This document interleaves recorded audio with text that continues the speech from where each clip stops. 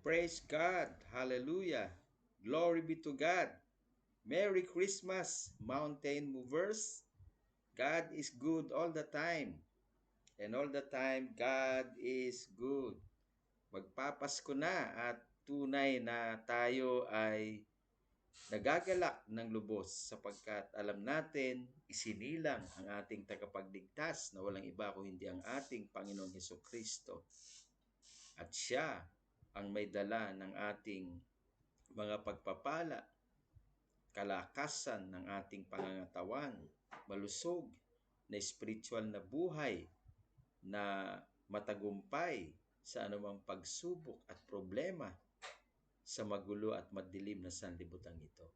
Salamat sapagkat nagkaroon ng pag-asa ang buong mundo nang isinilang ang tagapagligtas na mula sa Diyos, nagkatawang tao na buhay ng matagumpay at ngayon ay nasa piling ng Amang sumasalangit at nakaluklok sa kanyang trono na punong-puno ng kaluwalhatian na nananalangin sa bawat isa sa atin. Kamusta na kayo, mountain movers? Ang ating pag-asa sa Panginoon ay buhay na buhay. At tayo ay umaasa na patuloy niya tayong bibiyayaan lalo na sa darating na taong ito ng 2024.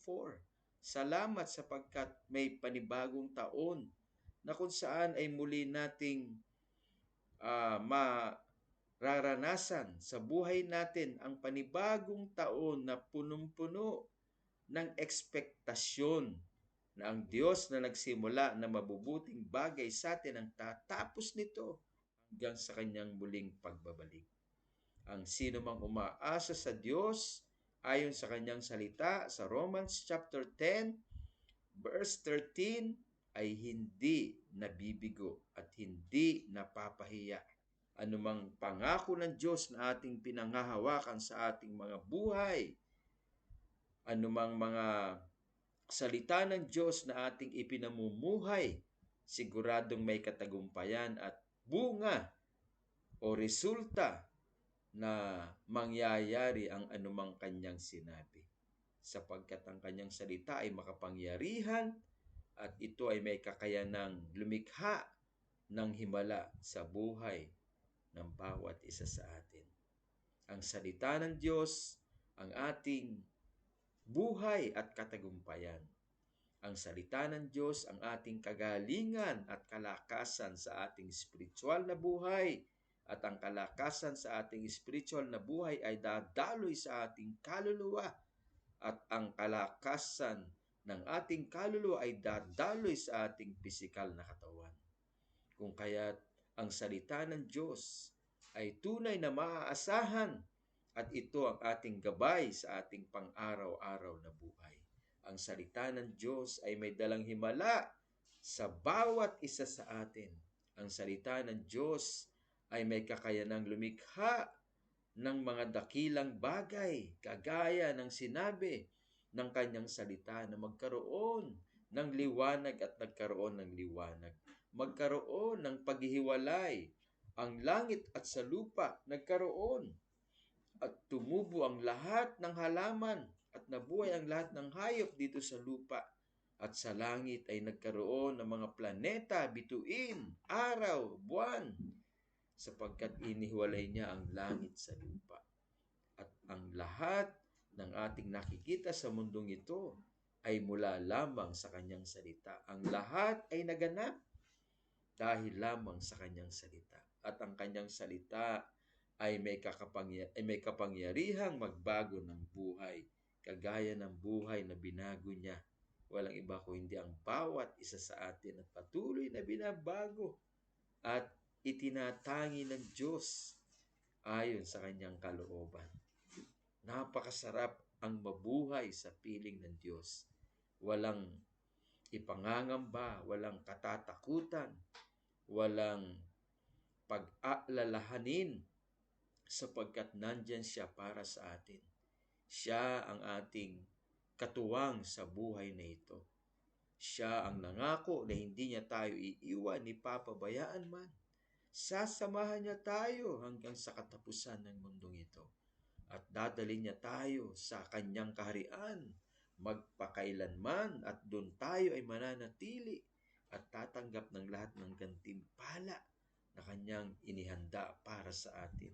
At tayo ay kapipilingin niya sa buhay na walang hanggan na punong-puno ng katagumpayan. Mabubuhay tayo na kasama natin siya at mabubuhay tayo na mararanasan natin ang lahat na ganap na kanyang inihanda sa bawat isa sa atin. Kaya napakaganda ng ating kinabukasan sa ating Diyos. Napakaganda ng kanyang mga inihanda na hindi man lamang maikukumpara sa anumang bagay sa mundong ito. Salamat sa Panginoon at dumating siya minsan isang araw sa mundong ito upang iligtas ang bawat isa sa atin at bigyan niya ng buhay na kaaya-aya. Kagaya ng sinabi doon sa John chapter 10 verse 10, winika ng ating Panginoon, I came for you to have life and have it more abundantly. Ako ay naparito sa mundong ito upang bigyan kita ng buhay na kasiyasiya, buhay na masagana, buhay na matagumpay, na malayo sa anumang alalahanin, pangamba at takot. Buhay ang ibinigay ko sa iyo na galing sa aking buhay. Ang buhay mo ngayon ay buhay ng Panginoon. Ang buhay na taglay mo ngayon ay buhay ng Panginoon na punong-puno ng katagumpayan at kaluwalhatian. Kaya ang buhay na ito ay dapat na ingatan at hindi sayangin sa anumang mga bisyo, sayangin sa anumang mga barkada na makapagpapalayo sa kanyang kalooban. Na huwag natin sayangin ang bawat oras pagkos tayo ay tumawag sa Kanya, magtiwala at sampalatayanan ng Kanyang salita. Sapagkat ang Diyos ay maaasaan anumang oras sa ating buhay at ang kaya niyang gawin, walang sino mang tao ang makagagawa. Those to believe unto the Lord and those who put their trust unto Him will never be put into shame. They will never be disappointed because the one who made the promise is forever faithful. Salamat sa Diyos, ibinigay niya ang kanyang buktong na anak na si Jesus upang ang sino mang magtiwala at sumampalataya sa Kanya ay hindi mapahamak bagkus magkaroon ng buhay na walang hanggan. Kaya pagtiwalaan natin siya ayon sa Kanyang mga salita. Huwag tayo magtiwala sa ating sariling lakas sapagkat ang lakas natin ay nauubos, nanghihina tayo. May mga pagkakataon na tayo nanlulupaypay, pero ang Diyos kailanman ay hindi manlulupaypay. Ang Diyos kailanman ay hindi mapapagod. Ang Diyos kailanman ay hindi magbabago sa kanyang mga pangako. Sa halip, anuman ang kanyang sinabi, ay tutuparin niya sa bawat isa sa atin.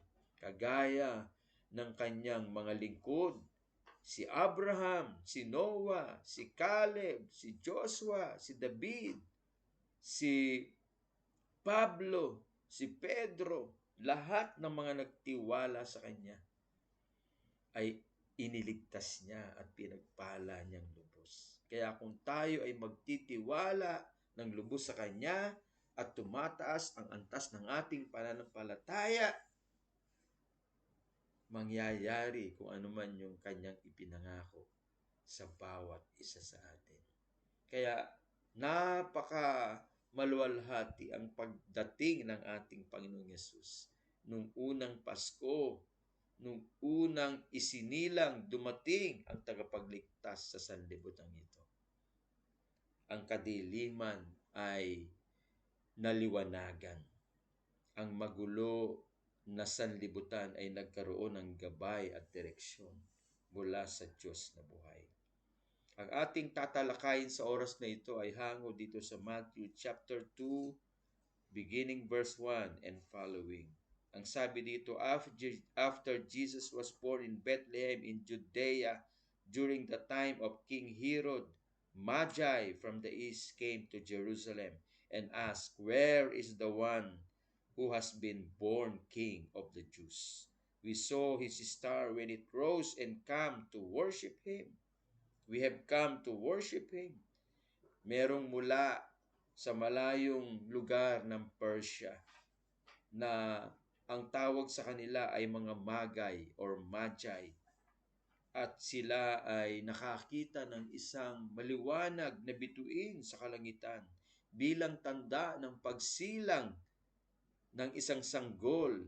At ang sanggol na ito ay hindi ordinaryong sanggol, kung hindi ito ay hari ng mga Hudyo, tagapagligtas ng buong sangkatauhan. At sila ay pumaroon doon sa Jerusalem, sa Bethlehem, upang siya ay kanilang sambahin. Ang unang tagpo dito sa istoryang ito ay patungkol sa mga magay. Sila ay mga hari na mga kilalang hari, mayayaman at makapangyarihang hari. At sila ay nakababasa ng mga palatandaan sa langit. Nababasa nila ang mga ibig sabihin nito. Nakita nila ang maliwanag na sikat ng bituin sa langit, at sabi nila sa kanilang sarili, isinilang na ang sanggol bilang tagapagligtas. At ang sanggol na ito ay hari ng mga Hudyo. Nung nakita nila ang bituing iyon sa langit na napakaliwanag, sinundan nila ang direksyong iyon. At alam nyo ba, umabot sila doon sa Bethlehem ng 2 taon. 2 taon sapagkat nung nakita nila si Jesus kasama ang kanyang mga magulang sa laman, 2 taon na siya. Maaring si Jesus ay nakapagsasalita na at lumalakad na. Kung kaya't nung sila ay nagtanong-tanong doon sa Bethlehem, ang sabi nila, nasaan ang isinilang na hari ng mga Hudyo? Because we saw his star when it rose and have come to worship him. Sanggol pa lang si Jesus, sinasamba na siya ng mga haring ito. At nung narinig ni Herod bilang hari sa Jerusalem, ang sabi sa verse 4, when he had called together all the peoples, chief priests and teachers of the law, he asked them where the Messiah was to be born. Verse 5, in Bethlehem in Judea, they replied, for this is what the prophet has written. Verse 6, but you, Bethlehem in the land of Judah, are by no means least among the rulers of Judah. For out of you will come a ruler who will shepherd my people Israel. Then Herod called the Magi secretly and found out from them the exact time the star had appeared. He sent them to Bethlehem and said, go and search carefully for the child. As soon as you find him, report to me so that I too may go and worship him. Itong mga salitang ito ni Herod ay pakitang tao lamang na kunwari sinabi niya doon sa mga Magi na kapag nakita ninyo ang isinilang bilang hari ng mga Hudyo, pumunta kayo rito at bumalik at sabihin niyo sa akin kung saan siya naroroon, sapagkat kung kayo ay sasamba, sasambahin ko rin naman siya. Ito ay isang panlilinlang na statement ni Haring Herod sa Jerusalem. Sapagkat nung narinig niya yung mga Magi na nagsabing, naparito kami sapagkat nakita namin ang liwanag ng bituin sa kalangitan at siya ay sasambahin namin bilang hari ng mga Hudyo. Of course, sa inggit at sa sobrang pagmamahal ni Haring Herod sa kanyang pagiging hari, sa kanyang posisyon, ayaw niya na meron ibang hari. Gusto niya, siya lamang ang namumuno sa buong Israel. Walang iba kung hindi siya lamang. Kaya nung narinig niya itong mga Magi na ito, nasasambahin ang isinilang na hari ng mga Hudyo na walang iba kundi si Jesus. Ang sabi niya, ituro nyo rin sa akin upang ako ay makasamba. Isang pagkukunwari sapagkat kapit na kapit siya sa kanyang titulo bilang hari sa Jerusalem at ayaw niyang maagaw ito nino man. Gusto niya siya lang ang hari. At nililing lang niya ang mga Magi upang kung saan niya makita ang isinilang na sanggol na tagapagligtas ng buong sangkatauhan sa buong mundo ay kanyang patayin upang walang umagaw sa kanyang posisyon bilang hari sa Jerusalem. Kung kaya't itinipon niya yung kanyang mga tauhan, tinipon niya yung kanyang mga pinamumunuan, yung mga chief priests, yung mga teachers of the law, upang sila ay pagsabihan na hanapin, halugugin ang buong lugar ng Jerusalem ang sanggol na ito upang patayin sapagkat gusto niya walang ibang mamumuno kung hindi siya. So, pangalawang katauhan magmula kay Magi o sa mga Magi itong si Haring Herod ng Jerusalem. Nung isinilang ang tagapagligtas, masama ang kanyang loob. Punong-puno ng inggit ang kanyang puso. Samantalang yung mga Magi, tuwan-tuwa sila nung isinilang ang tagapagligtas at hari ng mga Hudyo na walang iba kundi si Jesus. Sapagkat alam nila na ang kaligtasan ay na kay Jesus at siya ang may bigay at may dala ng buhay na walang hanggan, nakikilala sa kanya.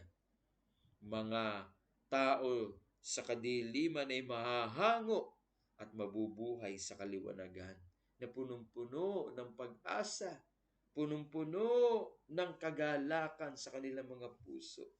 Matatapos na ang kanilang paghihirap sa anumang pag-aalipin ng masamang kadiliman o persa ng kadiliman. Ang sabi sa verse 10, when they saw the star, they were overjoyed. When they saw the star, they were overjoyed. Nung nakita nila ang palatandaan na isinilang na ang tagapagligtas ng buong sangkatauhan. Hallelujah! Punong-puno ng kagalakan ng kanila pong mga puso. Huwag nawa mabigatan ang ating kalooban dahil lamang wala tayong ihahanda sa ating hapagkainan sa Noche Buena. Dahil lamang walang magagandang damit ang ating mga anak o mismong tayo na isusuot. Dahil lamang walang pera na tayo ay maibibigay sa ating mga inaanak. O walang perang matatanggap ang ating mga anak mula sa kanilang mga ninong at ninang sapagkat sila'y nagtatago.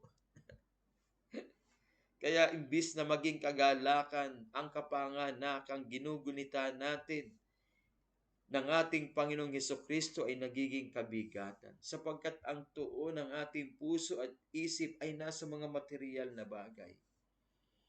Ang tuon ng puso at isip natin ay nasa pera at nasa mga pagkain na inihanda sa pagkainan.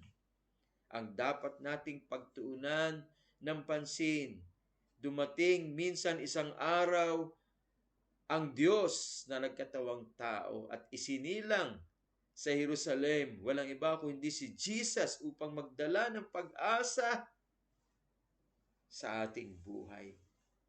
Tayo na makasalanan, na papunta sa impyerno matapos na mamatay, ay hinango niya sa kasalanan.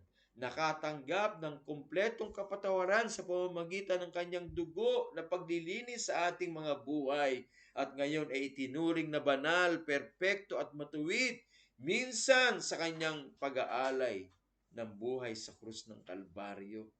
At ngayon ay binabago at inihuhugma ang ating buhay sa kanyang buhay na maluwalhati at matagumpay at may bunga na buhay na walang hanggan.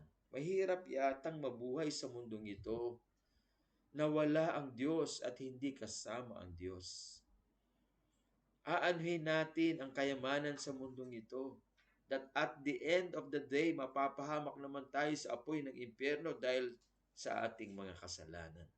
Pinanghawakan natin ang mga Diyos-Diyosan na may mata ngunit hindi makakita. May tenga pero hindi makarinig. May paa pero hindi makalakad. May kamay pero hindi makahawak.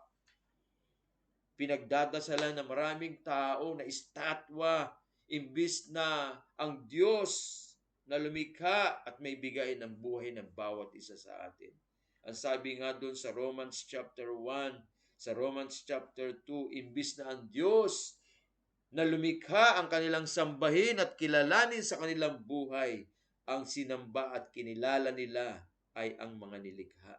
Kaya ang galit ng Diyos ay gayon na lamang sa mga taong sumasamba sa mga nilikha, imbis na sambahin ang lumikha. Ang Diyos ang lumikha. Siya ang may akda ng ating buhay. Siya ang may gawa ng langit at lupa at lahat ng naririto sa mundong ito. Kung kaya't karapat dapat siyang sambahin at purihin, pasalamatan sa lahat ng kanyang pagpapala sa ating buhay araw-araw. At hindi lamang dito natatapos ito. Ang buhay na ito ay may katapusan dahil ito ang bunga ng ating kasalanan. Ang sabi sa Romans chapter 6 verse 23, gayon na lamang ang kabayaran ng kasalanan ay kamatayan sa apoy ng impyerno. Ngunit ang regalo ng Diyos ay buhay na walang hanggan kay Kristo Jesus. Ang lahat ay nagkasala. Romans chapter 3 verse 23. Ang lahat ay nagkasala at hindi umabot sa kaluwalhatian ng Diyos. At ang kabayaran ng kasalanan ay kamatayan. Kamatayan saan? Kamatayan sa apoy ng impyerno. Nung dumating si Jesus, hallelujah, nakilala natin siya sapagkat nagpakilala sa atin.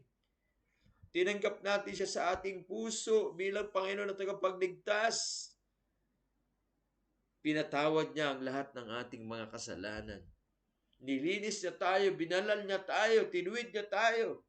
At ang bunga nito ay buhay na kaaya-aya sa kanyang harapan na maghahatid sa atin doon sa buhay na walang hanggan. So we will not just spend our life here on earth, but from here to eternal life, we will be with Him into eternal life with Him in heaven. Wow! Imagine ninyo, dinisar niya na makapiling niya tayo sa kanyang buhay na walang hanggan. Dinisire ng Diyos na makasama niya tayo sa kanyang buhay na walang hanggan. Kung iisipin natin, sino ba tayo para i-desire ng Diyos na makasama niya tayo sa kanyang kaharian doon sa buhay na walang hanggan? Isa tayong makasalanan. Pag himay-himayin man ang ating laman, ay kulang pa sa kanyang ginawa sa krus ng Kalbaryo upang tayo ay mapatawad. Salamat na lang sapagkat ang bawat isa sa atin ay kanyang kinaawaan. Kinahabagan niya tayong lahat. Ano man ang gawin ng tao ay hindi aabot sa kanyang kaluwalhatian. Ito'y isang maruming basahan sa kanyang harapan. Ngunit gayon na lamang kanyang pagmamahal sa bawat isa sa atin. Ang sinumang sumampalataya sa kanya ay hindi mapapahamak at hindi mapapahamak, bagkus magkakaroon ng buhay na walang hanggan. Kaya ang buhay na ito na binago niya ay hanggang sa buhay na walang hanggan. Kapiling ng Diyos, kapiling ng Ama, ng ating Panginoong Yesus bilang anak, kapiling ng banal na Espiritu Santo sa buhay na walang hanggan. At doon ay mamamalagi tayo. Kaya si nanay ay nasa piling ng ating Panginoon. Mas maganda ang kanyang kalagayan sa langit sa piling ng Diyos. Wala na siyang sakit, hindi na siya maghihirap, hindi na siya magdurusa, hindi na siya problema, wala nang stress. His life or her life in heaven is much better than our life in our earth. Sapagkat nasa piling na siya ng ating amang sumasalangit. At ini-enjoy niya na ang lahat ng gantimpala sa kanya ng Diyos. Ayon sa mga mabubuting gawa niya na nakapagbigay ng karangalan sa kanyang pangalan sa kapangyarihan at tulong ng banal na Espiritu Santo ng Diyos. Kaya si nanay, mas maganda ang kanyang kalagayan sa langit, sa piling ng Ama, kaysa sa ating kalagayan sa kasalukuyan. And yet, doon tayo papunta dahil kay Jesus na nasa puso natin. Kung kaya't ang dapat na maging sentro ng ating pagdiriwang, hindi ang hamon, hindi ang queso de bola, hindi ang regalo, hindi ang pera, hindi ang bagong damit, o hindi si Jesus na minsan isang araw ay isinilang sa magulo at madilim na sanlibutan ito upang magbigay liwanag at bagong buhay sa bawat isa sa atin. Huwag tayong maging katulad ni Herod na punong-puno ng sama ng loob ang kanyang kalooban. Dahil lamang sa mga material na bagay sa mundong ito. Ang lahat ng ito sa mundong ito ay mapaparam, mawawala. Pero ang mga pagkakaloob ng Diyos sa atin ay magpakailanman. Maging katulad tayo ng mga Magi. Hindi natin alam kung sila ay tatlo, katulad ng pinagdiriwang ng mga Katoliko na 3 kings. Kaya lamang sila inisip na tatlo dahil sa kanilang regalo doon sa sanggol na isinilang na walang iba kundi ang tagapagligtas ng buong sangkatauhan. Walang iba kundi si Jesus. Ito ay frankincense, myrrh at saka gold. At ang bawat regalo ay merong ibig sabihin. Yung gold ay inihandog nila sa sanggol kay Jesus bilang pagpapakilala na si Jesus ay Diyos na nagkatawang tao. Wow! Ang myrrh ay nagpapakilala ng oil ng pagiging anointing king or anointed king. Walang iba kundi si Jesus. Ang frankincense naman ay pagpapaalala na ito ay masamyong alay kay Jesus bilang Diyos, bilang Panginoon, bilang Hari ng mga hari, at kataas-taasang Diyos. Bagamat nagregalo ang mga pantas na ito, na hindi natin alam kung ilan sila, pero dahil nga tatlo ang regalo, iniisip ng iba, tatlo sila. Ang pinaka-the best na regalo, alam nyo kung ano? Hindi ang ginto, hindi ang frankincense, hindi ang myrrh. Ang pinaka-the best na regalo, walang iba kundi si Jesus. Si Jesus ang pinaka-the best na regalo. Sapagkat nasumpungan natin sa Kanya ang satisfaction ng buhay. Kahit ang mayaman, ang marami ng perang mga tao, they were not fully contented. They were not fully fulfilled. They were not fully satisfied. Bakit? Kasi ang design ng puso natin ay puso na may puwang ang Diyos. Hindi lamang material, hindi lamang pisikal, hindi lamang emosyonal. Kahit na mapuno ka emotionally, mapuno ka materially, kahit na mapuno ka with full health, there is still emptiness in your heart. Laging meron pa rin hahanapin. Laging may kulang pa rin. May vacuum kasi. Alam nyo ba, ang makapagpupuno lamang nung kakulangang yon or vacuum sa ating puso, walang iba kung hindi si Jesus. Kaya nga, only Jesus can satisfy. Only Jesus can fulfill the longing of our heart. Only Jesus gives us the contentment in this life. Walang iba. Kaya nga, nabalitaan natin dati yung mga mayayaman sa Hong Kong. Diba nagpapakamatay? Because they were not fully contented. May something silang hinahanap. At ang something na yun, walang iba kundi si Jesus. Because only Jesus can satisfy. No one can satisfy you in this world. Only Jesus. Walang makapagpupuno sa puso mo, sa buhay mo, kung hindi si Jesus. Siya lang ang makapagpupuno sa buhay ko at sa buhay mo. Walang iba. At kapag may Jesus ka sa puso mo, you have everything. Meron kang confidence that God is there with you to defend you, to protect you, to bless you, and to give you direction. Hindi ka maliligaw.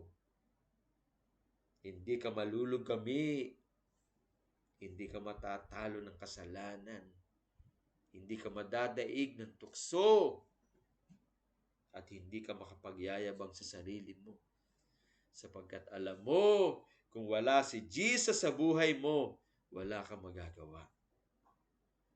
At alam mo na anumang pagsikapan mo, anumang magawa mo sa mundong ito, ay may limitasyon at may hangganan. Paano na kung dumating tayo sa ganong tagpo ng buhay? Sino tatawagan mo? Sino ang pagtitiwalaan mo? Ang Diyos pa rin. Siya pa rin. Sapagkat siya lamang ang may buhay na walang hanggan. Kaya nga naparito si Jesus para turuan niya tayong manampalataya, turuan niya tayong magtiwala sa Kanya. Sapagkat alam niya na once na game over na ang buhay natin, wala tayong kapag-apag-asang mapunta sa langit. Sapagkat siya lamang at wala nang iba. Kahit na meron tayo ng lahat sa mundong ito, kung wala tayong Jesus sa puso at dumating ang game over sa buhay natin, we will end up in hell. Alam ni Jesus yan. Kaya nga dumating siya sa mundong ito upang hanguin tayo sa kasalanan at baguhin niya ang ating destinasyon.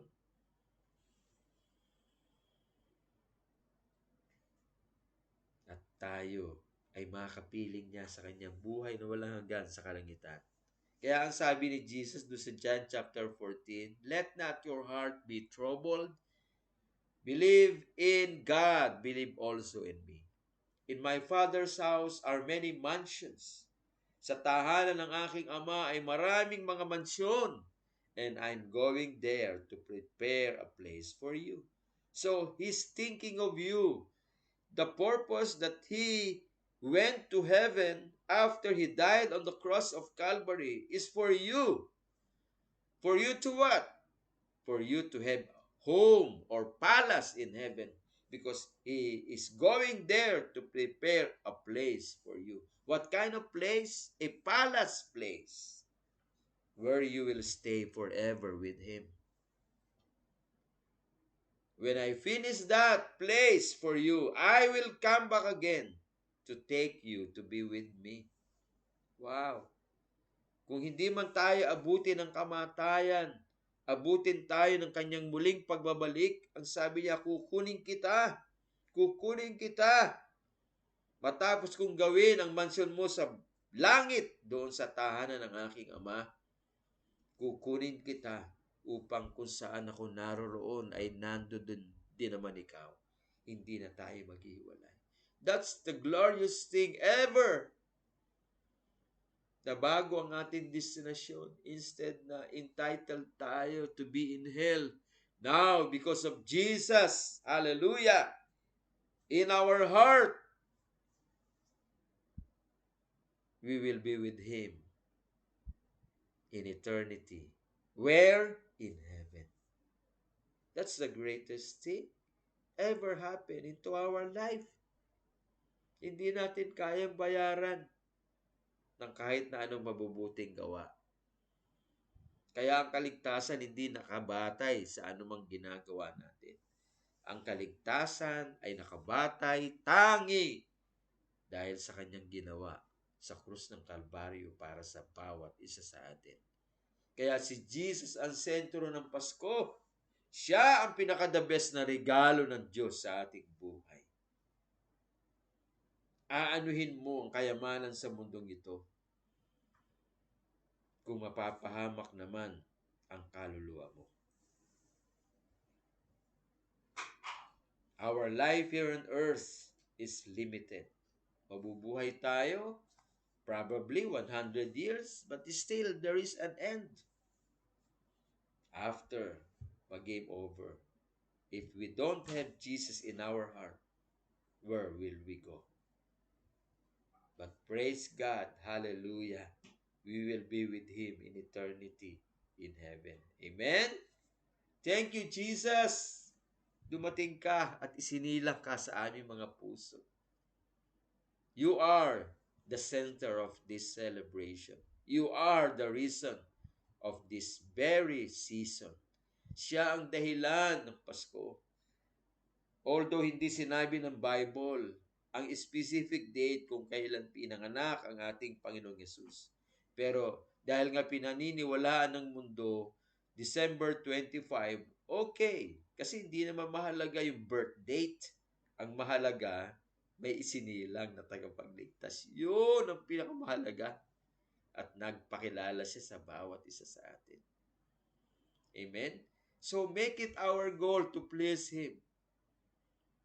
Nasain natin at ating maging proyekto sa buhay natin na lahat ng ating gagawin ay makapagbigay ng karangalan sa Kanya. Lahat ng ating sasabihin ay makapagbibigay ng kadakilaan sa pangalan ng Panginoon. Lahat ng ating mga ginagawa araw-araw ay makapagbibigay ng kasiyahan sa Kanyang puso. Sa ganitong paraan, hindi man natin hingin ang pagpapala sa Kanya dahil nasiyahan ang Kanyang puso sa ating sinasabi, sa ating ginagawa, naparangalan natin siya. Generous siya, generous ang Diyos, ibibigay niya sa atin. Hindi lamang ang ninanais natin sa ating puso, o hindi higit pa sa inaasam ng ating buhay. God is so generous, and we cannot outgive Him, we cannot outdone Him. Hindi natin siya kayang lagpasan sa pagbibigay. Generous ang Diyos. Siya ang may gawa ng langit at lupa.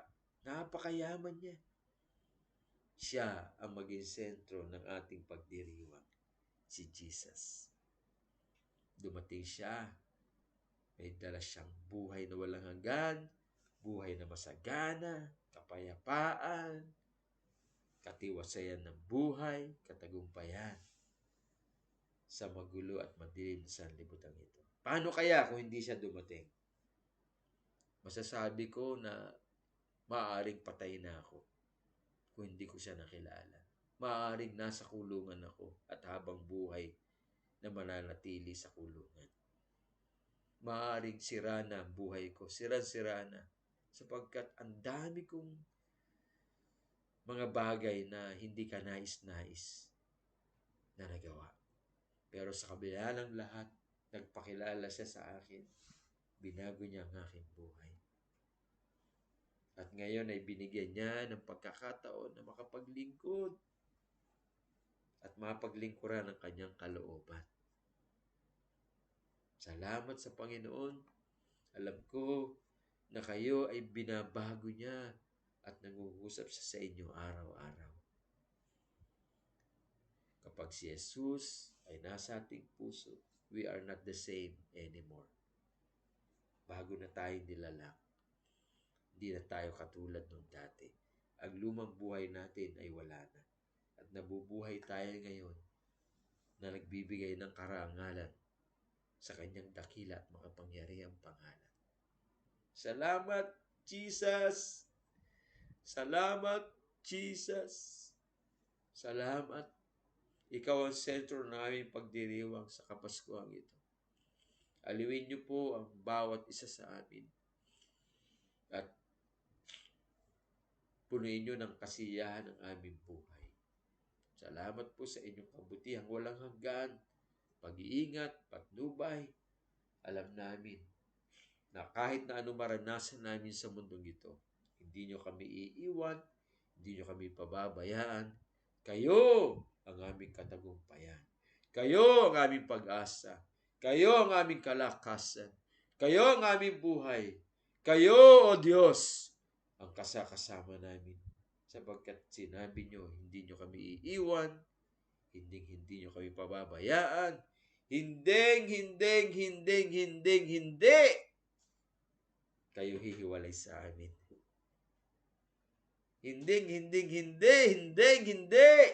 Hindi nyo kami pababayaan.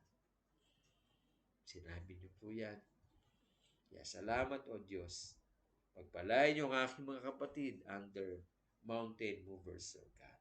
Pagpalain nyo sila Sister Joby, si Rasi, si Darlene. Pagpalain nyo si Sister Sol, ang kanyang pamilya, Panginoon ni Jaja. Pagpalain nyo si Cheryl, si Nunoy, ang kanilang mga anak. Pagpalain nyo si Nanay Irma, ang kanyang kabuhayan at negosyo, si Kuya Arman. Pagpalain nyo si Jerry, si Lisa, ang kanilang mga anak. Pagpalain nyo si Edith, si Gig, ang kanilang mga anak. O Diyos, hallelujah! Pagpalain si Luchi, ang kanyang mga mahal sa buhay, ang kanyang anak. Pagpalain niyo si Desbert, O God. Pagpalain niyo po silang lahat dyan. Pag si Sweetie, si Sophia, Lord, bless them and make them strong in faith. In Jesus' name. Thank you for your care. Thank you for your word. Thank you for everything. Thank you, O God. You have blessed us with so many blessings. Salamat sa unang Pasko. Sinilang ka sa aming mga puso. Salamat sa Mountain Movers, O God. Hallelujah. Salamat sa lahat-lahat. Sa iyo ang lahat ng kapurihan, karangalan, kalawalatian, sa tanging makapangyarihan, pangalan ni Jesus. Ang lahat ng mga matatagumpay na Mountain Movers ay magsabi ng Amen! Praise God! Merry Christmas, Mountain Movers! God bless you all! Bye-bye!